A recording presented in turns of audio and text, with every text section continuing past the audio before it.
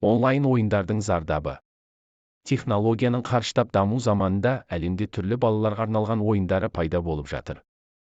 Өкініштісі, аулаға арналған ойындар емес, көгілдір экранның арғы жағындағы онлайн ойындар.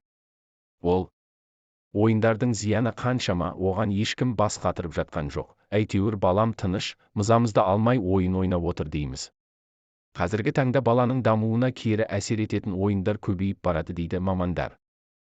Арасында да кез келген жас баланы қарасаң қолында смартфон, өмірінің бір бөлшегіне айналған онлайн ойындар. Күн өткен сайын саны артып келе жатқан бұл ойындардың ең танымалы Garena Free Fire, әлемге кеңінен таралған бұл ойынға Үндістан Республикасы тыйым салған болатын. Дегенмен 2017 жылы шыққан ойынды жүктеушілердің саны бүгінде 500 миллионға жетіп отыр.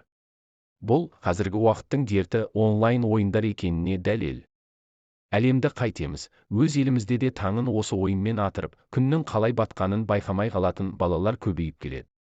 Бүгінде елімізде Garena Free Fire ойынын қолданушылардың саны орташа есеппен 1 миллионнан асып отыр. Және қолданушыларының 70% мектеп оқушылары, ойын ішіндегі түрлі қарулар мен костюмдерге қызыққан балалар бар, ақшасын осы Garena Free Fire ойынға жұмсайды. 1 миллион қолданушы 1000 теңге донат салдыратын болса, 2 миллион 340 мың доллар қаржы Garena Free Fire компаниясына түседі. Ал Garena Free Fire ойынның жылдық табысы 400 миллион доллар. Қазіргі таңда елімізде онлайн ойындар үшін ата-аналарына қарсы шығып, отбасы есеп шотынан көптеген қаржыны ойындарға жұмсағандар да аз емес. Психологиясы әбден бұзылған балалар кейде онлайн ойындар үшін өз отбасыларынан бас тартып, із-түзсіз жоғалып кетіп жатыр.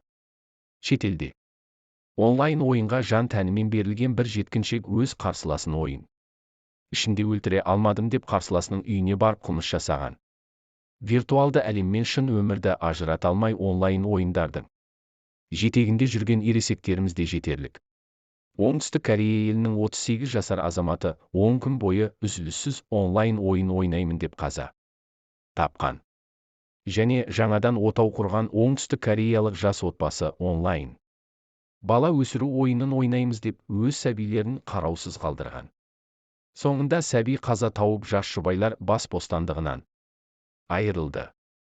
Онлайн ойындар балалардың ойлау қабілетін жақсартады дегенмен, қолына қару ұстатып адам өлтіруге, ұрлық пен мейірімсіздік үйрететін бұл ойындардан ешқандай жетістік көріп отырғанымыз жоқ. Керісінше, біздің буыны әлі толық қатпаған балаларымызды буындырып жатқан секілді. Ендігі мәселе ойындардың балалар өміріне тигізетін зияны мен ата-ана өміріне әкелетін зардабы болмақ. Ел боламын десең бесігіңді түзе дегендей, өз тыныштығымыз үшін бесіктен белі әлі шықпаған баламызға смартфон береміз деп ел тыныштығын бұзып алмайық.